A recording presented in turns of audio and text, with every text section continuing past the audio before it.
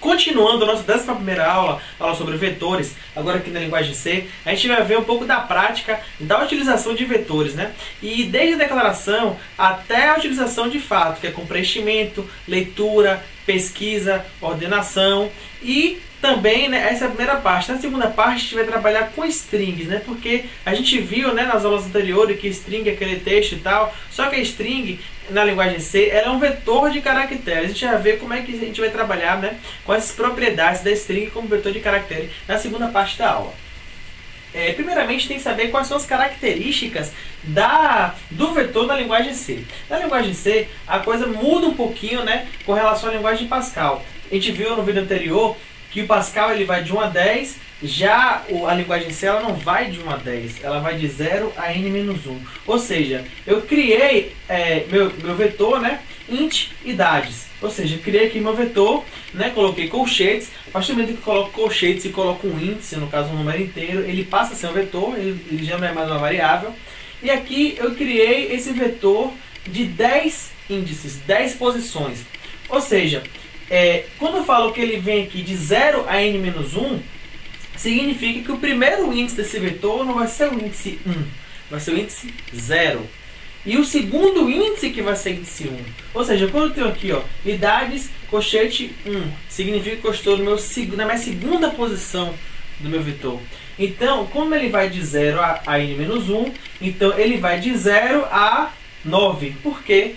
Esse 10, esse n aqui, na verdade, é o número máximo de itens, que é o 10. 10 menos 1, 9. Ou seja, quando a gente fala que a gente tem um vetor de 10 itens, a gente tem um vetor que vai de 0 a 9. Né? Se você contar de 0 a 9, são 10. Então, por isso que a gente leva esse conceito, essa notação aqui da linguagem C, ela ser, no caso, os índices do vetor serem de 0 a n-1. E aqui são diversas declarações de vetores, né? Eu tenho aqui, basicamente, o que a gente já viu, né? Eu tenho aqui o vetor de char, ou seja, eu tenho o vetor de caracteres. Quando eu boto aqui, ó, char letra, eu armazeno apenas um valor. Quando eu boto char letras e boto aqui colchete 26, eu posso agora armazenar 26 letras, né? Posteriormente, a gente vai ver que isso aqui também é uma string, ou seja, ela vai armazenar um texto completo. Só que esse texto completo ele leva sempre -1, ou seja, se eu tenho 26 aqui posições disponíveis, na verdade eu posso ter um texto de até 25 caracteres. A gente vai ver o porquê disso. Na verdade a gente já falou isso aqui nas aulas passadas, mas aqui a gente vai explicar o porquê disso aqui de fato, né? Com a conotação de vetores. Eu tenho aqui, né, char nome seria aqui uma string, né, de 30 posições, na verdade 29.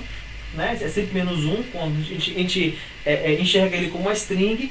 E para ter um vetor de strings, aí eu tenho aqui, ó, né, char nomes, colchete. O primeiro aqui seria 50 e o segundo 30. O que é isso aí? Né? Esse 50 é o número de posições que eu posso armazenar strings.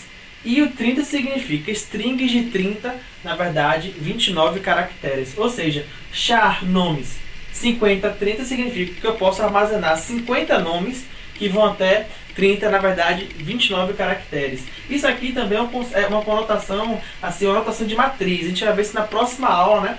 Que isso aqui também configura uma matriz, né? A gente vai entender o porquê.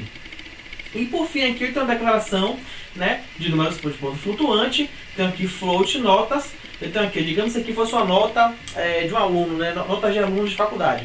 Eu tenho lá a prova. A prova ela é de ponto flutuante, por quê? Porque ela tem uma casa decimal. Eu posso tirar 5.6, por exemplo.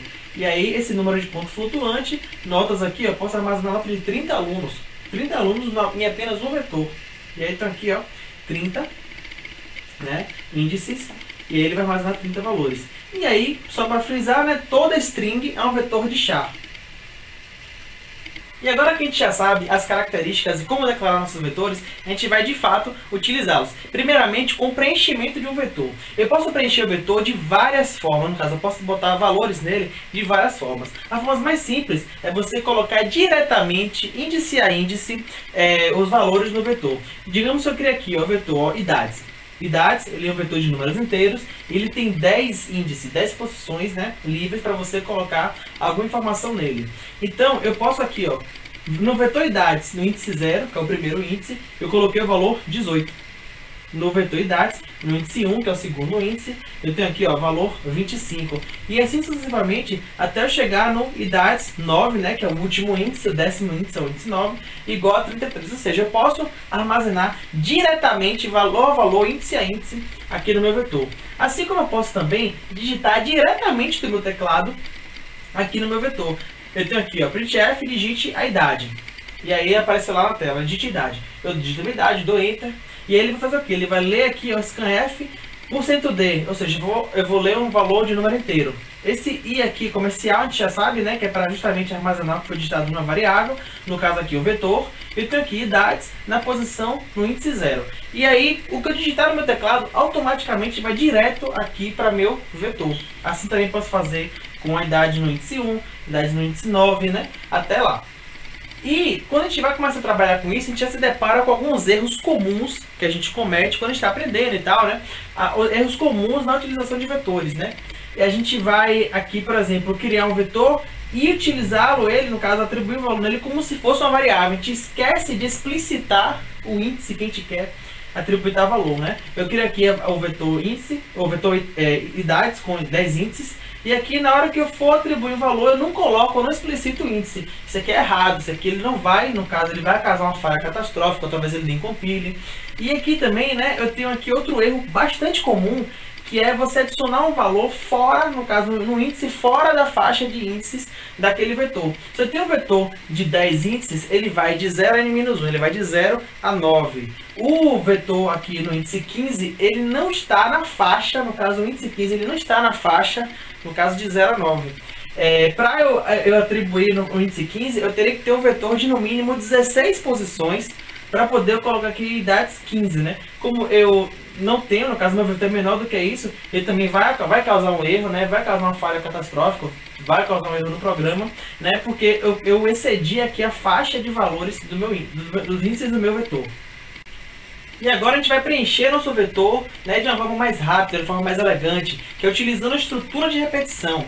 Mas será que eu vou utilizar a estrutura de repetição determinada ou a indeterminada? Bom, eu sei que meu vetor aqui de idades, ele tem 10 índices. E se eu quero preencher ele em sua totalidade, eu vou ter que percorrer, no caso, o vetor, né, para poder preencher todo ele 10 vezes. Então, se eu sei que são 10 vezes, ela é uma estrutura de repetição determinada. E aqui, então, eu declaro também uma variável contadora, né, que é do tipo número inteiro. E aqui, né, lembrando aqui da estrutura de repetição determinada, o for, eu tenho aqui 3 áreas, que é justamente as 3 áreas que compõem a estrutura de repetição. Eu tenho aqui a declaração daqui do início aqui da variável contador, no caso 0. Eu tenho aqui a regra para que ela permaneça na estrutura de repetição, que é ela ir de 0 até menos do que 10, no caso 9. Né, que vai de 0 a 9, e aqui por fim eu tenho a instrução de incremento, que eu vou incrementar sempre de 1 em 1, no caso diz aqui o mais, que ele vai incrementar de 1 em 1, ou seja, ele vai de 0 até 9 incrementando em 1, 0, 1, 2, 3 até 9. E aqui eu tenho apenas 2 instruções, que é justamente digite idade, né, imprimir na tela, e ler do teclado. Só que quando eu for ler, será que eu vou armazenar no 0, eu vou armazenar no 1? O que controla isso? Quem controla isso é a variável contadora da estrutura de repetição. No caso aqui, ela inicia com 0. Então, eu vou armazenar aqui, ó, onde idades for 0, ele vai armazenar. Quando ele voltar para cá, idades for 1, ele vai também aqui armazenar na variável 1. No caso, no vetor, idades do índice 1, depois do vetor idades, índice 2, índice 3, índice 4, até o índice 9. Ou seja, eu consigo, de uma forma bem elegante, bem prática, armazenar os valores do meu vetor. Inclusive, isso aqui resolve, no caso, pelo menos agiliza, uma das questões que eu falei no vídeo anterior, que é a questão da escalabilidade. Se eu quisesse agora armazenar 1 milhão de idades de pessoas, o que eu faria? Eu apenas trocaria aqui, ó, de 10 para 1 milhão e de 10 aqui também para 1 milhão. Ou seja, o único trabalho que haveria seria a pessoa digitar 1 milhão de idades, mas pelo menos o programa estava pronto para ela fazer isso aí. E aí, será que eu teria que fazer 1 milhão, 2 milhões de instruções, né? São 2 aqui, né? 1 milhão, 2 para cada, 2 milhões. Será que eu vou utilizar 2 milhões de instruções? Não, não preciso. Eu com, sei lá, 3 aqui, 4 linhas, eu consigo resolver esse problema, né? Que também é uma característica da escalabilidade. Você pode aumentar isso aqui, né? E você não tem um esforço maior para poder você preparar todo o programa, né? Para isso. E aí, quando a gente cria um vetor, como é que ele é representado lá na memória? Digamos que seja uma tabela. Essa tabela aqui, né, digamos que eu criei aqui o vetor idades, 10 posições. O que eu tenho lá? Eu tenho aqui, né, uma tabelinha do nome idades. Eu tenho aqui lá automaticamente 10 índices, né? Foi justamente isso que eu coloquei aqui, numerados de 0 em diante, no caso de 0 até 9. E será que eu inicio o meu vetor com essa tabela vazia? Na linguagem C, né, uma particularidade dela é que quando você cria as variáveis, daquelas variáveis dos vetores, eles iniciam com valores aleatórios aqui. Ou seja, se eu criar um vetor e tentar imprimir, né, no caso tentar escrever na tela o que tem neles, eu vou começar a escrever caracteres desordenados, símbolos, letras, números desordenados. Por quê? Porque são restos de caracteres que estavam na memória da utilização de outros programas, que inclusive já falei em vídeos anteriores. E aí ele começa, ou seja, quando a gente criar um vetor, é sempre bom a gente preencher ele com valores vazios, ou com valores, né, números, que a gente sabe que aquele número significa que o vetor está vazio, mas ele inicia, né, logo com valores desordenados, né? Aqui eu coloquei vazio para ficar fácil a compreensão. E digamos que eu preenchi o meu vetor com valores, né, aqui com valores de idades, né, e aí eu vou utilizar esse vetor aqui, esses valores, mais à frente no programa. Eu coloquei aqui, ó, o primeiro valor foi 18, o segundo foi 25, o terceiro foi 54, até chegar no último que foi 33. Lá na memória do computador, ele fica exatamente dessa forma aqui. E aí eu posso depois, ó, recuperar essa informação e trabalhar o meu vetor em cima dela. Agora que a gente já viu como preencher nossos vetores, a gente vai aprender a ler nossos vetores. Ou seja, nós já colocamos a informação no vetor e agora nós vamos pegar de volta aquela informação colocada no vetor. E aí a gente pode fazer de diversas formas, né, com e sem estrutura de repetição, assim como no preenchimento.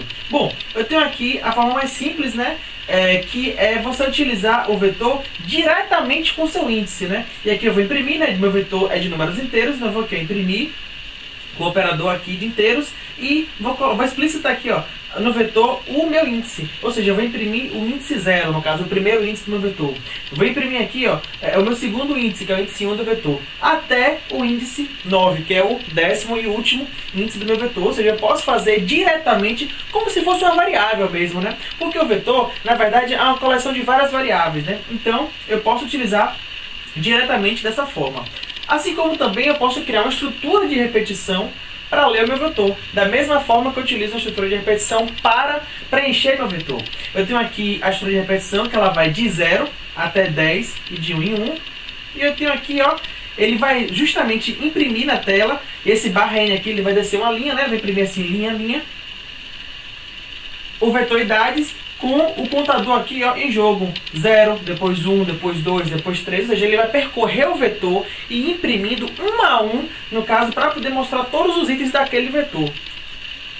Bom, eu também não me limito apenas a imprimir o vetor e mostrar na tela. Eu posso utilizar ele como um recurso, no caso, como um dos itens de uma operação matemática. Como é que eu posso fazer isso aqui? Um exemplo bacana é o exemplo de média, né? Esse exemplo de média, ele também leva o conceito de somatório aqui na linguagem de programação. Eu tenho uma variável, né, contador, que é a estrutura de repetição. Eu tenho uma soma, que ela começa com 0, que é justamente quem vai armazenar os valores somados no meu vetor.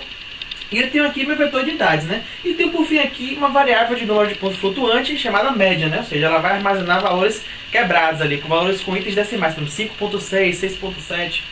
Eu tenho aqui a estrutura de repetição, que ela vai de 0 até 10, sempre de 1 em 1. E somando aqui, ó, em cada instante da minha estrutura de repetição, eu vou somar aqui, ó, soma é mais igual a idades, ou seja, a soma vai ser igual a ela mesma, acrescida do valor, né, de idades, na posição contador, ou seja, na posição de cada um dos instantes da minha estrutura de repetição. Digamos que eu coloquei, né, aqui, né, ela começa com 0 e eu coloquei aqui idades, né? Digamos que o primeiro índice a pessoa tenha 10 anos, né? Então aqui assim, 0 mais 10, né?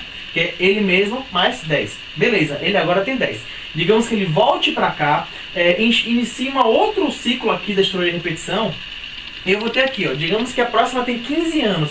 Ele vai fazer aqui, ó, o 10 que já existe, mais 15 anos, 25. E assim sucessivamente, até chegar no último índice. Ou seja, ele vai fazer o somatório de, no caso aqui, os itens de um vetor. Por fim, ele vai tirar a média, né? Que a média é justamente o quê? A soma de todos os itens dividido pela quantidade de itens. Se eu tenho 10 itens, então vai ser o somatório dividido por 10. Automaticamente eu tiro a média, né, dos itens que eu tenho aqui no meu vetor. E imprimo aqui, ó, média das idades, né? Por 0.2f significa o quê? Significa o número de ponto flutuante, né? Que no caso aqui é a média, com precisão de 2 caracteres, ou seja, 5.67. Ele vai imprimir até 2 caracteres na casa decimal. Assim como também eu posso utilizar os meus itens do vetor como itens de uma estrutura condicional. Por exemplo, se eu quisesse imprimir os números pares de um vetor, eu teria que percorrê-lo, beleza, e item a item eu ia verificar se ele é par. E como é que eu verifico se ele é par? Assunto de aulas passadas.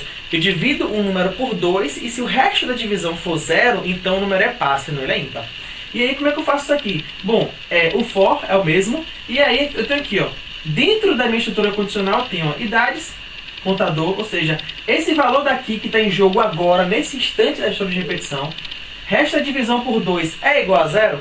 Se for, ó, tá o número, né? Que é esse aqui, que é o número que eu estou aqui agora, é par.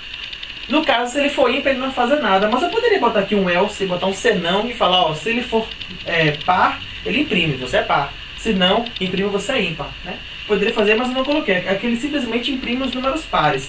Então, isso aqui facilmente eu consigo colocar, né, o item de um vetor também como um componente da minha estrutura condicional. Bom, e agora eu vou aqui complicar um pouquinho a coisa, né? Se eu tenho um vetor, o vetor ele armazena várias informações e eu posso percorrer ele tanto para preencher quanto para ler as informações. Será que eu poderia procurar uma informação no meu vetor? É claro que eu posso. E aí eu tenho aqui diversos tipos de pesquisa. Eu vou ensinar aqui a pesquisa sequencial, passo a passo, com algoritmo. Eu também vou dar a ideia de como é feita também outra pesquisa, que é a pesquisa binária. Ela é um pouco mais complexa para implementar, mas ela tem um resultado, no caso, mais rápido, mais eficiente do que a pesquisa sequencial, que eu vou explicar. E para a gente saber, né, como é que a gente vai pesquisar, o que a gente tem que fazer, né? Bom, como é que a gente procura nossas coisas na nossa casa? A gente sai procurando, se a gente achar, ótimo. Se a gente não achar, paciência, não achou. Só que para a gente sair procurando pela casa, a gente tem os lugares, né, da nossa casa onde a gente vai procurar. A mesma coisa com o vetor. A gente tem, no caso ali, os lugares para procurar, que é justamente o índice. Né, os índices são os lugares que a gente procurar.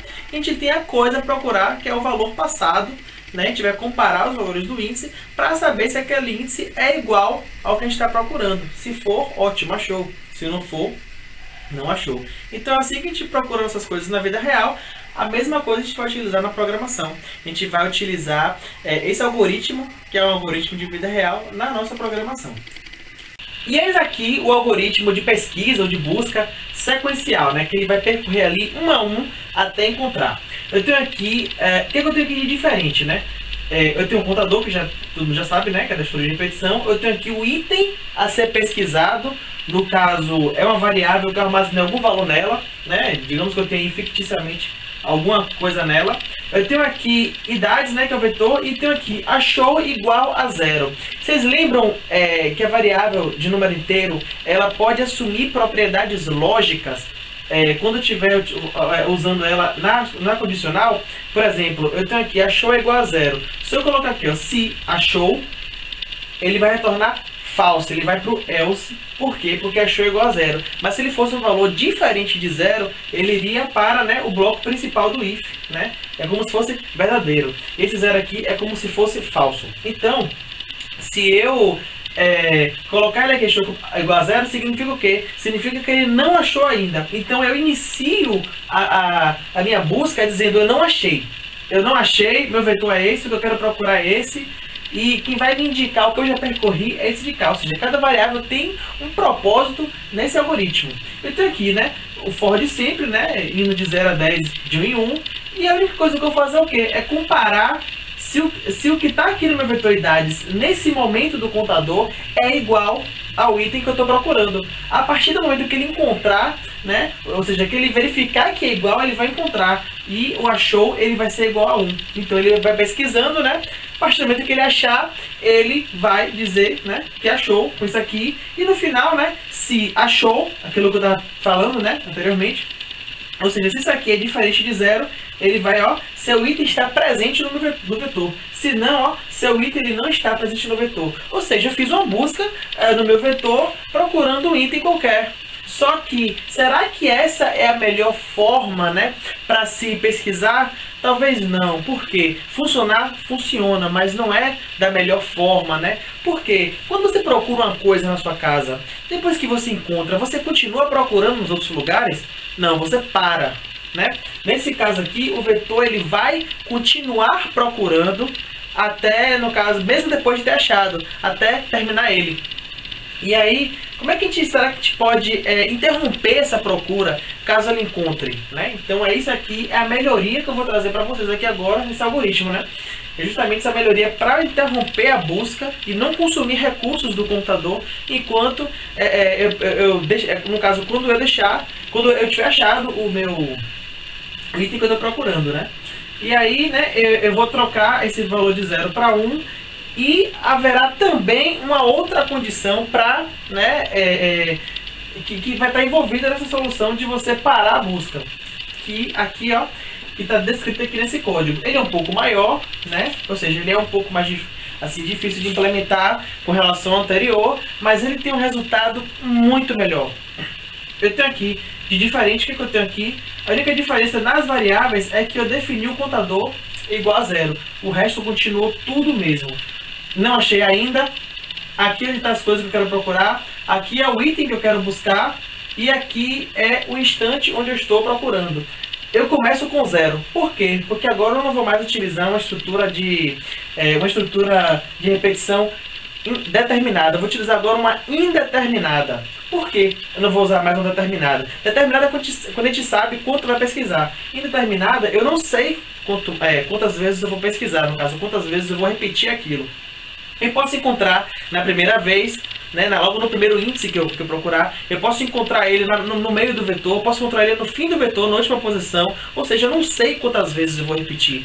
A única coisa que eu sei eu vou repetir enquanto eu não tiver achado, enquanto eu não tiver chegado no final. Que é justamente as duas condições que eu tenho aqui, ó, na minha estrutura de repetição. Eu tenho aqui, ó, enquanto o contador for menor que 10, aqui, ó, daqui é igual a 0, beleza. Ou seja, enquanto ele for menor que 10, que é o tamanho total do vetor, e, né, ou seja, os dois têm que estar verdadeiros. E ele não, operador de negação, achou, né, isso aqui ele só vai ser verdadeiro quando isso aqui for diferente, no caso, isso aqui só vai ser falso, né? Quando isso aqui for diferente de 0, por enquanto ele está verdadeiro aqui, as duas são verdadeiras, né, porque ele não achou e nem ele chegou no fim. Então aqui ele vai valer aqui, no caso, essas duas condições enquanto ele estiver procurando. E aí eu tenho novamente a minha estrutura aqui condicional para saber se a posição que eu estou agora é igual ao item que eu estou procurando. Se for, ótimo, achou igual a 1, continua a mesma coisa de antes. Só que a diferença é que eu coloco um senão aqui com o contador mais. Significa o quê? Se você achou, ótimo. Se não, passe para o próximo. Então aqui, ó, o contador vai ser incrementado em 1, e o que estava 0 vai passar a ser 1, o que estava 1 vai passar a ser 2, o que estava 2 vai passar a ser 3. O que importa é que ele não vai passar aqui do último índice, né? Não vai nem chegar a 10, e assim como ele não vai continuar depois de ter achado. Porque a partir do momento que algumas dessas condições aqui, ó, algumas dessas condições aqui não valer por causa disso aqui, ele vai sair da estrutura de repetição.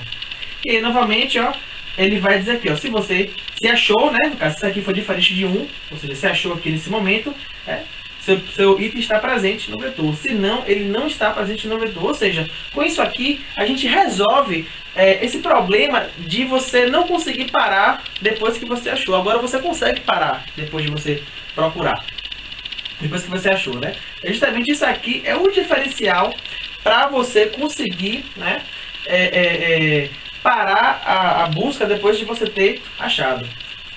E além da pesquisa sequencial, a gente também tem a pesquisa binária, que é outro método de pesquisar em um vetor. Assim como também há outros métodos, né, para você pesquisar itens no vetor. Essa pesquisa binária ela é um pouco mais complexa para se implementar, só que ela tem resultados melhores na busca com relação à quantidade de vezes que você verifica se aquele item está no vetor. O que é que ele faz? Primeiramente, tem que saber o que é um algoritmo dividir para conquistar, ou divisão para conquista. Isso é uma categoria de algoritmos onde ele vai quebrando um grande problema em pequenos problemas ele consegue tratar aquele pequeno problema, né? E você tratando todos esses pequenos problemas, você consegue voltar ao problema principal, grande, com ele todo, no caso, resolvido através dos pequenos problemas que foram divididos. Então o que acontece? Esse algoritmo pesquisa binária, você vai quebrando o vetor de meio a meio, ou seja, você quebra aquela metade. Você compara se aquele valor está ali. Se não está ali, você quebra aquela metade e vai verificando se o valor está ali, comparando as laterais do pedaço que você quebrou e o centro. Ou seja, com isso aqui a gente consegue fazer com muito menos, né, dependendo do tamanho do vetor também, a gente consegue verificar se o item está ali com muito menos comparações, com muito menos verificações do que se a gente pesquisar sequencialmente, né? Agora, para ele funcionar, o vetor ele tem que estar ordenado, ou seja, tem que estar em ordem alfanumérica. Não tem como eu precisar fazer uma pesquisa binária no meu vetor se ele não tiver, no caso, ordenado. E aqui, digamos que eu queira procurar o número 76. Se eu fizer com o algoritmo, no caso, uma pesquisa sequencial, eu vou ter que fazer aqui, ó, 1, né? Verifico. É esse aqui? Não. 2. É esse aqui? Não. 3. É esse aqui? Não. Tem que fazer, ó, 1, 2, 3, 4, 5, 6, 7, 8, 9, 10, 11 vezes. Ou seja, eu tenho que verificar 11 vezes se ele está ou não, né? Desse vetor. Aí quando ele encontrar aqui, né? Digamos que ele encontra. Então ele encontrou, então ele precisou fazer isso 11 vezes até ele achar. Com a pesquisa binária, o que é que eu faço? Primeiro eu verifico o meio. 47. Esse 47, o que eu quero é igual a isso? Não. Então será que ele está para menos ou para mais? Está para mais. Eu estou procurando 76. Está para mais. Então ele divide o vetor no meio, né? E verifica agora do 51, que é o próximo depois do 47, até o 94. Então ele faz aqui a verificação do meio, né?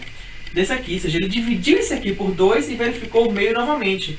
E aí o que ele faz? 77. O que eu quero é igual a 77? Não, é 76. Então já não é o que eu estou procurando. O que é que eu faço? Eu verifico se ele está antes ou depois. O 76 ele está o quê? Ele está antes. Então ele vai marcar o 77 como lido e vai quebrar novamente pela metade para ver. Para poder, no caso, ter aqui quebrar novamente pela metade, para eu verificar nessa nova parte quebrada aqui, nessa parte dividida do meu vetor. Então eu tenho aqui, ele é o que eu quero? Não. Então eu tenho que ver, será que ele é maior? Se ele for maior, ele vai novamente quebrar pela metade e pegar aqui o valor que ficou. É esse aqui? É. Então ele vai sempre dividindo pela metade e vindo do meio. É o meio, não é? Tá para mais, tá para menos? Vou para qual? Aí eu vou dividir novamente pelo valor. Ou seja, isso aqui é uma pesquisa binária. Eu verifiquei o quê? 4 vezes. Diferentemente das 11 vezes que eu pesquisei aqui com a pesquisa sequencial. Eu não vou mostrar esse algoritmo aqui porque ele não entra no curso assim de introdução à programação. No curso de introdução à programação, a gente consegue pesquisar legal, né, fazendo a pesquisa sequencial, mas para vocês que gostam de estudar, que querem estudar, se vocês quiserem implementar a pesquisa binária, né, vocês podem implementar, que é uma forma bacana de vocês exercitar, né, é uma forma também de você aprender a criar algoritmos mais eficientes, você já começa também a ver a complexidade dos algoritmos, né, então tem várias coisas aí por trás da pesquisa binária, né, que para quem está aprendendo programação no caso, de grande valor aprender. E agora nós vamos ordenar os nossos vetores, ou seja, a gente vai ordenar eles alfanumericamente. Alfa, no caso, seria com alfabeto, letras, né? E numericamente, né, com números. Nesse caso aqui, a gente vai ordenar numericamente. E o que consiste isso? Consiste de colocar os números inferiores para o começo do vetor e os números superiores para o fim do vetor. No caso, essa aí seria uma ordenação crescente. Enquanto que uma ordenação decrescente seria você colocar primeiramente os valores superiores, né? E por fim os valores inferiores. Nesse exemplo aqui, eu utilizei aqui esse vetor, né, que eu declarei lá no início do slide. Vai aqui, né, um vetor de idades, números inteiros, que vai de 0 a 9, ou seja, são 10 posições, e está aqui de forma desordenada. E aqui embaixo, após a rotina de ordenação que a gente vai ver aqui nesse vídeo agora, ele vai ficar dessa forma aqui, ó. 2, 18, 25, 33, 34, 42, 54, 31, 95 e 108, ou seja, ele está ordenado crescentemente. Então, certo, eu vou utilizar aqui um vetor menor, né? Um vetor de apenas 5 posições, apenas para ilustrar aqui o exercício, né? Para a gente aprender direitinho. E aí, o que a gente precisa, né? Para ordenar um vetor? A gente tem que saber como é que o vetor ele é ordenado. Eu vou utilizar um algoritmo mais simples possível, consequentemente o algoritmo assim com pior desempenho, mas para aprendizado ele é ótimo para se aprender. E aí, ele no final ele vai ficar assim, ó, vai ficar 1, 4, 3, 5, 2, vai ficar ó, 1, 2, 3, né, 4, 5. O que ele faz? Ele percorre de 1 a 1 e verifica se tem algum termo, no caso menor. Se tiver algum termo menor, ele troca. É óbvio, né? Então, vamos ver passo a passo como é que é feita, no caso, a ordenação desse vetor de 5 índices. Eu primeiro começo com o meu primeiro índice. No meu primeiro índice, eu tenho o quê? Eu tenho o número 1. Beleza, né? Então, se eu tenho o número 1, ele vai comparar com todos os restantes sem ser ele. Eu tenho aqui, ó, 1, ele vai comparar com 4, 3, 5 e 2. No caso, com o segundo, terceiro, quarto e quinto índice. E o que ele faz? Bom, 1 comparando com o quarto, no caso é o segundo índice, que é menor 1. Se o menor é o que está aqui atual, então ele permanece na posição dele. A mesma coisa ele faz agora com o terceiro índice, né? Eu tenho aqui 1 com 3, né? O 3, coincidentemente, está no terceiro índice, que é o menor, o 1 também. Então o que ele faz? Ele continua onde está. Nada é feito. Eu tenho aqui, ó, comparando agora com o quarto índice. Quem está no quarto índice? O 5. Quem é menor entre 1 e 5? O 1. Então o que ele faz? Ele continua no mesmo lugar. E aí eu estou comparando aqui agora o quinto índice, 1 e 2. Que é menor? 1. Então ele continua onde está. Ou seja, nessa primeira verificação do primeiro índice, ele permanece onde está. Por quê? Porque não tem nenhum item menor que ele fora da primeira posição. Se tivesse, ele trocaria. Bom, agora eu tenho aqui, né, o segundo índice. O segundo índice é 4.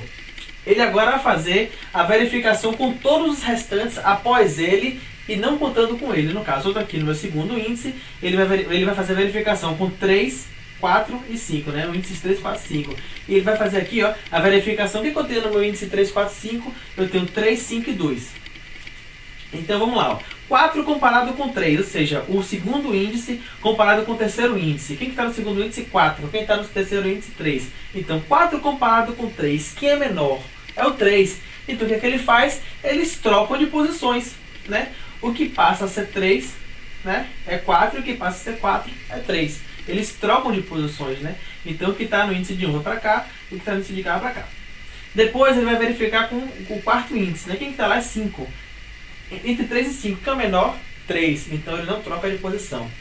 E por fim, ele verifica agora o último índice. Que é o último índice, no caso o quinto índice, ele é o 3, né? Quem é menor entre 3 e 2? É o 2. Opa, então eu tenho que fazer a troca agora. Engraçado, né, que o 3 já estava tão perto aqui, né? Ele poderia ser trocado para cá? Não, ele segue o algoritmo. O algoritmo ele vai fazer a troca independente da posição. Então, o 3 é jogado novamente lá para o fundo e o 2 vem para cá. O índice agora é o 3, né? Eu estou aqui com o terceiro índice. Qual o valor que eu tenho lá? 4. Ele vai agora verificar, né, fazer a verificação de quem é menor com o quarto e quinto índice. Eu tenho aqui, com o quarto índice tem 5. Entre 4 e 5, que é o menor? 4. Então, continua onde está. Só que, né, eu tenho aqui, ó, comparando entre 4 e 3, que é o menor? 3, né? No caso aqui, comparando com o quinto índice. Que é menor? 3. Então, o que eu faço? Eu troco de posições, né, entre 4 e 3. Né? O 4 vem para cá e o 3 vem para cá. Então eu já estou praticamente quase ordenado aí, né? Tá 1, 2, 3. Aquele 3 que tinha ido lá para o fundo por causa do 2 voltou para cá de novo. E agora eu vou passar para a penúltima, ou última, né? Na verdade, verificação. Estou aqui na minha quarta posição. Na minha quarta posição aqui, no meu quarto índice, eu apenas vou verificar com o que sobrou. Quem é menor entre 5 e 4? 4. 4 está aqui? Não. Então eu troco. E aí, ó, o 4 passa para cá. E o quinto, no caso o 5, né, o quinto índice, ele volta para lá. E aí, né, quando eu for comparar, na verdade eu já nem comparo. No algoritmo, eu nem chego na última posição. O algoritmo ele faz assim, ó, eu sempre comparo daqui até o penúltimo com o segundo até o último. Ou seja, ele faz disso a isso. Ele sempre vai comparando com os próximos. E aí, né, esse algoritmo, ele, como eu falei, ele é o algoritmo mais simples de ser implementado e provavelmente ele é o algoritmo mais, assim, demorado, com menor tempo, né, ou com maior tempo em execução. Existem muitos outros algoritmos, né? Existe o Selection Sort, o Insertion Sort, Shake Sort, Bubble Sort, Quick Sort, Heap Sort, né? Merge Sort. Inclusive o meu preferido é o Merge Sort por causa do algoritmo da divisão e conquista, é bem legal de implementar. Isso aí a gente já entra em outro patamar, né, de estudo, né, estudo de estrutura de dados e complexidade de algoritmos, né? E então isso aí é um tema que é estudado por pesquisadores no mundo todo. Quem quiser aprender um pouco mais sobre essa parte de complexidade de algoritmos, vale muito a pena estudar os métodos de ordenação, né, os algoritmos de ordenação, seja de vetores, seja de listas encadeadas, tudo isso aí é utilizado muito amplamente, né? Ou seja, a galera que trabalha com computação científica pesada trabalha com isso aqui. Então, quem quiser estudar, vai uma dica aí, vale a pena você estudar isso aqui. Mas para aprendizado, esse algoritmo aqui ele é suficiente. Nossos computadores são bastante rápidos, independente da quantidade de itens que tem no nosso vetor, ele vai ordenar, né, de forma rápida, né, para a gente aprender. Aprendendo, aí você já começa a pesquisar quais são os melhores métodos de ordenação, começa a implementar eles e utiliza eles na vida real, né? E esse algoritmo aqui, será que ele é muito difícil, né? Será que ele é difícil de implementar? Nossa, eu fiz tantas trocas, eu fiz tantas comparações, será que ele é difícil de implementar? Claro que não, ele é muito fácil. Acho que com 6 linhas é suficiente, ou 7 linhas ele é suficiente, né? Para a gente poder ver ele funcionando, né, de verdade. Eis aqui o algoritmo de ordenação que a gente vai utilizar para ordenar os nossos vetores, né? Nada muito grande, talvez aqui umas 8 ou 10 linhas a gente resolve, né, o problema de ordenação lá no nosso vetor. A gente ordena um vetor independente do tamanho dele até. E aí o que eu tenho aqui? Eu tenho aqui a declaração de algumas variáveis, né, que a gente não vê até agora, que é A, B e temp. Eu vou explicar o que é cada uma delas. E o vetor de idades, né, que está lá, aquele vetor de sempre, né? No caso, o exemplo que eu coloquei lá passo a passo era com 5 itens, mas aqui é de 10 itens. Primeiro eu tenho estrutura de repetição, beleza. E dentro dela eu vou ter outra estrutura de repetição com instruções, né, a serem feitas, né? E o que significa cada uma dessas estruturas de repetição? Eu tenho a primeira aqui com a variável A. E essa variável A é justamente a estrutura de repetição que vai indicar qual é a posição, o índice, no caso, que eu estou comparando com o restante. Por exemplo, eu estou aqui com a posição A, né? Vou percorrendo uma a uma e comparando com o resto. E aí a variável B é justamente aqui da estrutura de repetição que vai indicar os itens que vão ser comparados com esse primeiro. Eu tenho aqui, né? O A está aqui e o B está aqui. No caso, o A começa aqui e o B percorre todos. Depois o A passa para cá e o B percorre todos. E o A passa para cá e o B percorre todos. É basicamente isso. Ou seja, para cada item, para cada instante daqui dessa estrutura de repetição, ele vai fazer vários instantes dessa que vão, no caso, executar essas estruturas aqui. E aí, como a gente já viu, né? A gente sempre tem que começar, no caso, se o A está aqui, ele tem que começar do próximo em diante, do próximo em diante, do próximo em diante. Então, A começa em 0, beleza, e B ele vai ser igual a A mais 1. A vai até o penúltimo item, né? Porque eu sempre vou pesquisando aqui, vou comparando do primeiro até o penúltimo, e o B é sempre do próximo até o último. Então, A vai até, no caso, menos que 9, ou seja, o penúltimo item, e B vai até menos que 10, que é o último item. E sempre os dois incrementando, né, de 1 em 1. Então, o que acontece? No meu primeiro instante aqui, ó, eu tenho A igual a 0, beleza. B vai ser igual a 1 e vai até 10. Então, A é igual a 0, B é igual a 1 e vai até 10. Próximo instante, A é igual a 1, B é igual a 2 até 10. A é igual a 2, B é igual a 3, né, até 10. Então ele vai dessa forma passeando pelo vetor, percorrendo o vetor de acordo com justamente aqui as variáveis A e B, né, que são os índices que ele está pesquisando. E o que ele faz em cada uma desses instantes, né? Em todos os instantes ele vai fazer a mesma coisa. O índice que eu estou aqui no A é maior do que eu estou no B. Ora vai estar aqui, né? O A aqui, o B aqui, depois o B vai estar aqui, depois o B vai estar aqui, depois aqui, depois aqui. Depois o A volta para cá, o B vai estar aqui, aqui, aqui e aqui. Em cada um desses instantes ele vai perguntar, esse daqui é maior do que esse de cá? Porque se tiver, eu tenho que trocar, né? Então, ó, idades na posição A é maior do que a idade que eu estou no B? significa que de cá está menor. Então o menor tem que vir para cá para poder ele ordenar, ou seja, os menores tendem a vir para a esquerda, enquanto que os maiores, né, vão sendo trocados. E como é que a gente troca? O algoritmo básico de troca, que a gente já viu em aulas passadas, né? Temp, temporário, é igual a idades A, ou seja, a variável temp é meio que é feito um backup dessa posição aqui nela, né? Depois o que está em B, no caso idades, no índice B, vem para onde está o índice A, e o índice B agora tem temp. Ou seja, eu fiz uma troca, né? O que estava de idades A vai para idades B, e o que estava de idades B vai para idades A. Isso aqui é o algoritmo básico, né, de troca de valores. E aí com isso eu consigo ordenar meus vetores. Consigo ordenar bastante facilmente. E caso eu quisesse ordenar decrescentemente, ou seja, colocar os valores aqui, ó, no caso os maiores valores para a esquerda, no caso para o início do vetor, e os menores valores para a direita, lá para o fim do vetor. Bastava trocar o sinal, né? Se eu comparo aqui, ó, se A, que está aqui, né, compara com B. Se A é maior, ele troca com B e o B menor vem para cá. Nesse caso, não. Se esse aqui é menor e esse aqui é maior, ou seja, se isso aqui for menor que esse, e eu quero colocar os maiores primeiro, então troca-se. Ou seja, o que eu faço? Eu apenas troco aqui o sinal, né? De maior, eu troco para menor. E essa ordenação, ela é capaz de ordenar vetores de números inteiros, de números de ponto flutuante e de caracteres, né? E uma questão com relação aos caracteres. Como é que eu ordeno o texto? Uma letra é menor que a outra? A é menor que B, B é maior que A? Não é bem assim. Existe na computação várias tabelas de mapeamento de caracteres, né? Uma delas é a ASCII, que rege, né, bastante nossos computadores, e ela é utilizada na hora de você fazer, no caso, operações de caracteres na linguagem C e em outras linguagens. A tabela ASCII, as letras, elas têm numerações. E essas numerações, no caso a letra A, ela começa, digamos, né, em 1, não começa em 1, mas digamos que ela começa em 1 e a letra Z, ela termina lá com 26.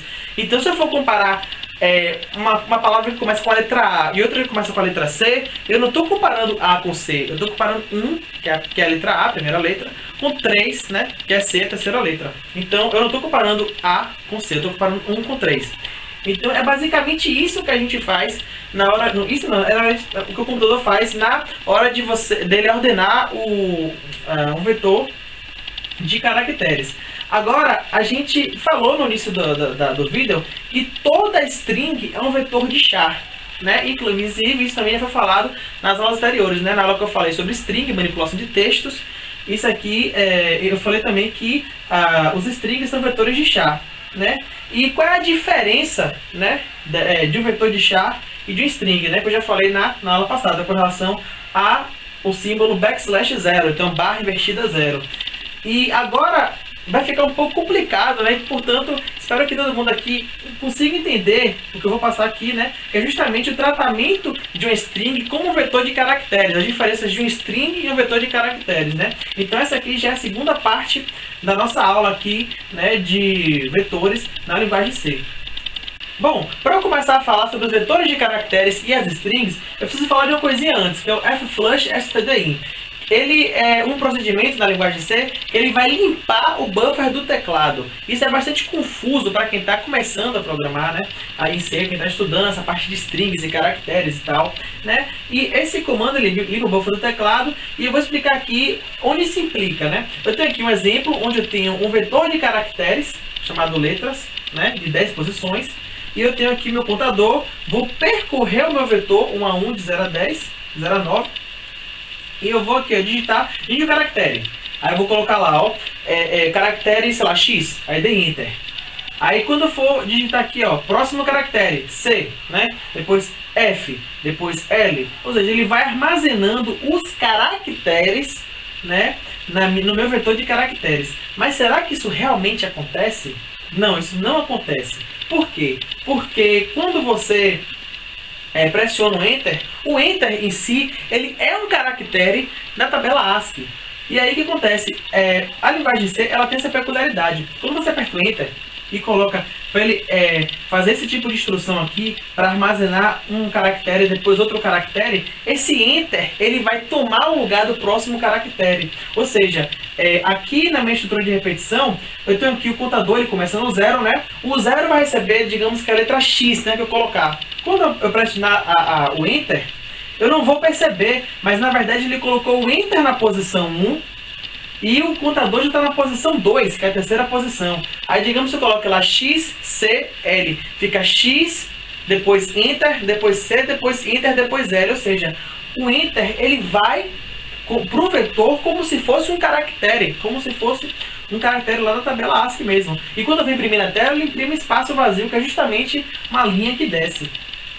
Né? E aí, para isso, eu preciso apagar o buffer do teclado, ou seja, aquele enter, ele ficou no buffer, ele ficou no aguardo da próxima instrução no meu teclado. Eu preciso limpar aquilo. E para eu limpar, eu uso um flush stdin após a instrução onde eu utilizo o meu enter. Né? E aí, onde é que eu vou colocar isso aqui? Eu vou colocar isso aqui. Digamos que agora eu coloquei de novo a letra X, né? No 0. Quando ele vier para cá, ele vai limpar o buffer do teclado. Então ele não volta para cá com o Enter, né, pressionado, para ele inserir na posição 1 e depois ele, quando for colocar a próxima letra, que é o C, ele colocar na posição 2. Ele limpa o teclado e volta para cá na posição 1. Aí coloca o C, limpa o teclado, volta para a posição 2. Ou seja, esse flush stdin, ele resolve vários problemas com relação ao uso do Enter como um caractere. E aqui, por exemplo, né, mais um exemplo, que seria aqui, ó. Eu tenho 3 variáveis, A, B e C. As 3 são do tipo char, não estou usando vetor. E o que acontece? Se eu fizesse essa estrutura aqui, ó, eu primeiro colocaria A, né, colocaria X, depois C, depois L, né. Logicamente, deveria ficar aqui o X, o C e o L, nessas 3 variáveis. E quando eu fosse imprimir na tela, ele imprimiria X, C e L, né. Porque eu estou pegando aqui A, B e C, coloquei A, B e C aqui, beleza. Só que não é assim. Quando eu fizer o X, ele vai armazenar o X nessa daqui. Quando der o Enter, né, ele vai armazenar o Enter aqui. E aí o C, ele vai armazenar aqui. E aí ele vai imprimir, ó, X, depois espaço, né, no caso um Enter, depois C. Não é isso que eu posso, não é isso que eu queria fazer. Então como é a solução para isso? Eu coloco justamente a flush stdin após cada uma das instruções que recebe Enter aqui com o tratamento de caracteres. Então o que eu faço? Eu coloco o flush stdin aqui, e aí o Enter que eu pressionei aqui, ele, no caso, ele armazenou o X aqui, o Enter ele foi apagado, o próximo eu vou aqui armazenar o C, depois aqui eu vou apagar esse Enter, no caso limpar do buffer, e depois colocar aqui o XCL, né? Colocar o L aqui e o flush vai limpar aqui, talvez nem precisasse desse aqui, né? Pelo menos esses dois aqui, porque vai haver próximas instruções, né, com armazenamento de caracteres, então talvez nem precisasse desse terceiro aqui. Mas dessa forma aqui eu consigo resolver o problema, né, de limpar o buffer para que outras operações com caracteres não sejam influenciadas por um caractere com Enter que eu dei antes, né? Uma vez eu tendo falado da flush stdin, eu tenho agora que falar da barra invertida 0 ou backslash 0, né? Que indica, no caso, ela é um delimitador que indica que isso aqui não é um vetor, né, de caracteres, isso aqui é um string, né? Eu passei isso aqui bem rápido lá na aula sobre manipulação de textos, que falava, olha, a gente tem que colocar sempre um caractere a mais para poder ele armazenar esse valor aqui, ó, que é o barra 0, que é um caractere só, que é um caractere existente na tabela ASCII, não imprimível. E eu explicava também o porquê, né, de você ter uma variável string, né, no caso um vetor de char de 50, mas na verdade eu só poder colocar 49 caracteres, né, porque eu tinha que reservar pelo menos um para isso aqui. Agora eu vou mostrar de fato como é que isso aqui acontece, né. Eu tenho aqui, criei uma variável, né, char, do tipo char. Eu tenho aqui um vetor de caracteres 15, né, o nome dela nome, e eu atribuí automaticamente o valor computação a ela. Então, lá na minha memória do computador, eu tenho essa tabela aqui, ó, a variável nome, que tem o nome. Eu tenho aqui os índices de 0 a 14, que são todos os índices dela, são os 15 índices dela. E eu tenho aqui, ó, do primeiro ao 10º índice, no caso de 0 a 9, eu tenho aqui computação, e sempre o próximo vai receber o caractere /0. Isso aqui, no caso, barra invertida 0. Esse aqui, ela é uma string. Simplesmente por causa disso aqui, ela é uma string. Já isso aqui, quando eu tenho aqui, ó, char nome 15, ou seja, criei um vetor de caracteres de 15 índices. E eu não coloquei nenhum valor, no caso, nele diretamente, né? Então ele é um vetor de caracteres. E eu fui aqui, ó, um a um, colocando os caracteres, ó. C, O, M, P, U, T, A, C cedilha, no caso C, né? A, O. Se ele faltar aqui, C cedilha, acento, né? Mas enfim, coloquei aqui diretamente índice a índice. E o que acontece? Ele armazenou aqui, ó, do 0 a 9. Eu não armazenei aqui, ó, nesse 10, o símbolo barra invertida 0. Logo, isso aqui não é um string, isso aqui é um vetor de caracteres. Eu sei que isso aqui é um string por causa do barra invertida 0.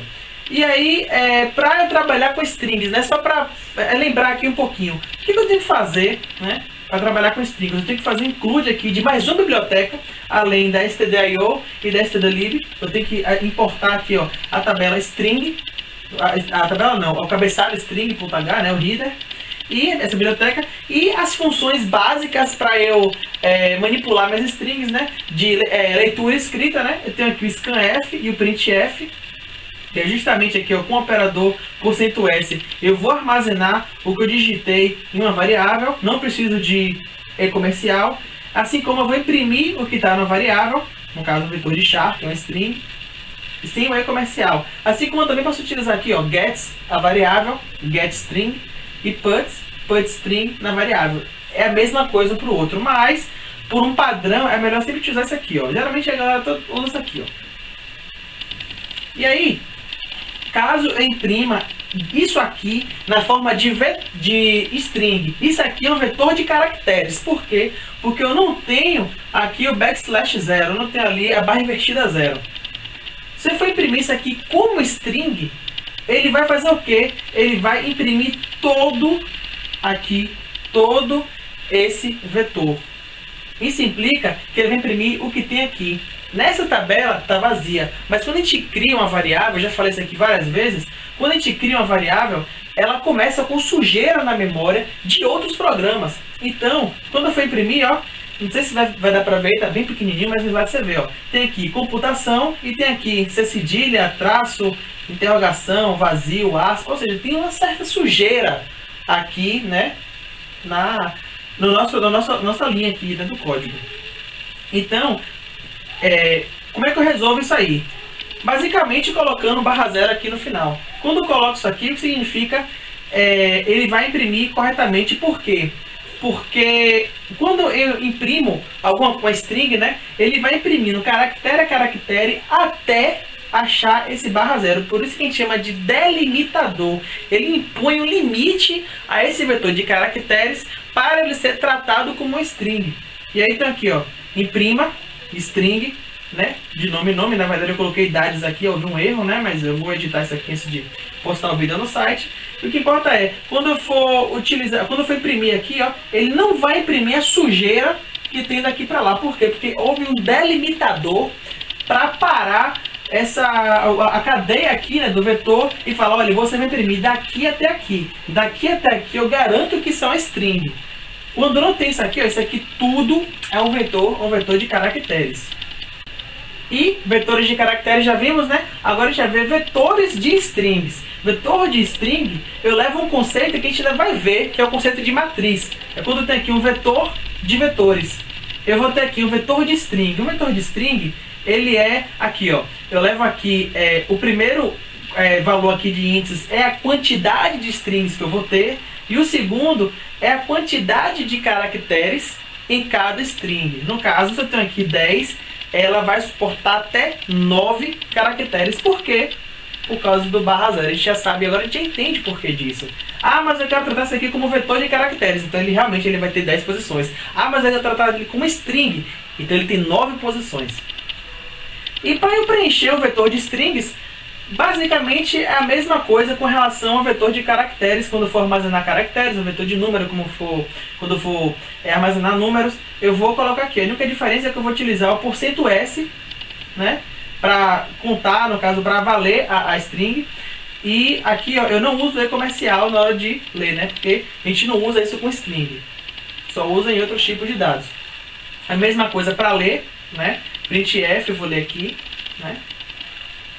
Pesquisar. Pesquisar eu já mudo algumas coisinhas, né? Eu mudo a comparação feita para pesquisar o nome. Eu não posso colocar aqui, ó, nomes contador é igual a item. Não, eu não posso fazer dessa forma. Eu tenho que utilizar uma função chamada strcmp, ou seja, string compare, comparar strings. E tenho que passar como dois parâmetros aqui, ó. Um é o primeiro parâmetro, é uma coisa que eu quero, né? Comparar, e a segunda também. Ele vai comparar esses valores aqui. Se der 0, significa o quê? Que elas são iguais. Ou seja, quando eu estou procurando string, né, estou procurando dentro do vetor algo que se assemelhe a esse item. Em algum momento ele vai achar algo que seja igual a 0, caso exista, né, no meu vetor. Então eu utilizo esse igual a 0 aqui, ó, strcmp com esses dois parâmetros aqui, que são as duas strings que eu estou procurando, é igual a 0, ou seja, elas são iguais. Se elas são iguais, achou igual a 1, você achou. Senão ele passa para o próximo. E para eu ordenar vetores de strings, também mudo, né? Em vez de eu botar aqui, ó, nomes A maior que nomes B, não. Eu faço a comparação de nomes A com nomes B, utilizando a função aqui, ó, strcmp. Nesse caso, ela tem que retornar 1. Por quê? Quando retorna 1, significa que esse valor daqui é maior do que esse valor de cá. E se for, esse aqui for maior que o de cá, né? O que acontece? Significa que esse maior está aqui e esse menor está aqui. Então ele inverte para o menor vir para cá e o maior vir para lá. E aí esse maior, né, como a gente já viu que a comparação de caracteres é feito de acordo com a tabela ASCII. A letra A ela tem uma numeração menor que a letra Z. Com isso a gente consegue fazer essa questão do maior do menor, né? E basicamente isso aqui é a ordenação de vetores de string. Então a gente já viu nessa aula como trabalhar com vetores, seja com números ou com strings. E nas operações de vetores a gente já consegue preenchê-los, lê-los, pesquisar dentro deles e ordená-los, né, crescente e decrescentemente.